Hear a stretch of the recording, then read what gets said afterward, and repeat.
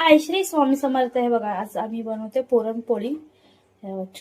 पीठ मळून झालंय आणि हे माझं पुरण पण रेडी आहे. ऍक्च्युली हे माझं पुरण 2 दिवसापूर्वीच आहे. हे बघा, गॅस पण चालू केले मी. गॅस चालू करायचा, ऍक्च्युली तवा ठेवलाय. चला आता आपण रेसिपी चालू करूया. हे आपलं पीठ मळून झालंय.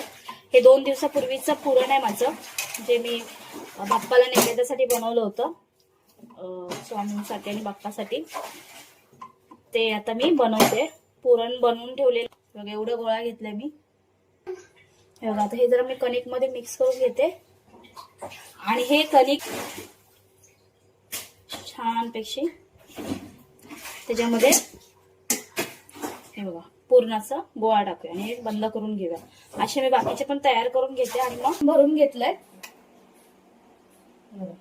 असे काही गोळे झालेत आपले. आता आपण लाटून घेऊया.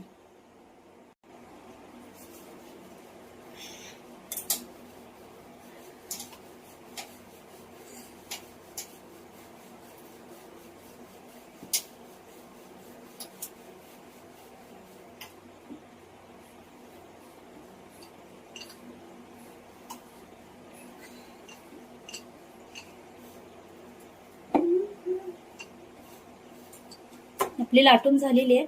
आता आपण शेकूया. गॅस मी मिडियम ठेवते. तवा गरम झाला होता माझा अगोदर. थोडंसं तेल टाकूया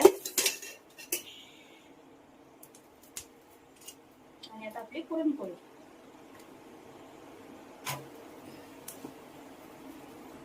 बघ, आपली एक साइड शिजले, शेकले बघू. आता हिला पलटी मारूया. तेल सोडते. तुम्हाला तूप लावायचं असेल तूप पण लावू शकता. मी तेल टाकते. तर हिला टर्न केलंय बघा, कशी मस्त फुगते.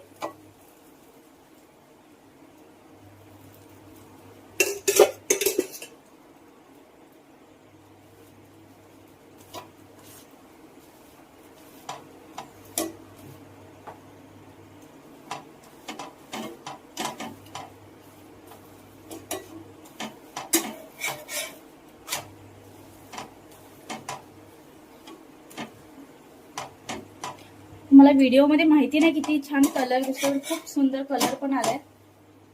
कारण माझ्या इथे लाईटीचा थोडासा प्रॉब्लेम आहे. तेवढी व्यवस्थित लाईट नाहीये त्याला. चला आता आपण काढूया. दुसरे टाकूया आपण.